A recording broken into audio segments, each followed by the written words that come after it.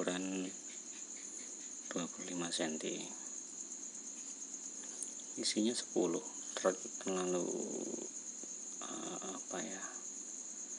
mepet-mepet. Kayak gini, ini isi 8 set 30 cm, jadi agak jeda.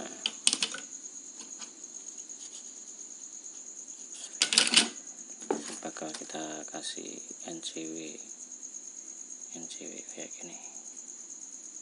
Ini NCW ini speknya lebih tinggi daripada Toshiba 5200. Tapi kenapa ya pada orang pada milih Sanken Toshiba, padahal dia lebih tinggi spesifikasi voltasenya.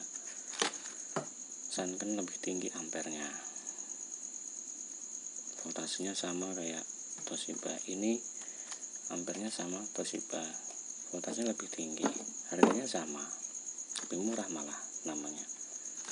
Tapi ya begitulah, karena dia terlihat kecil, jadi kayaknya kurang menarik gitu ya.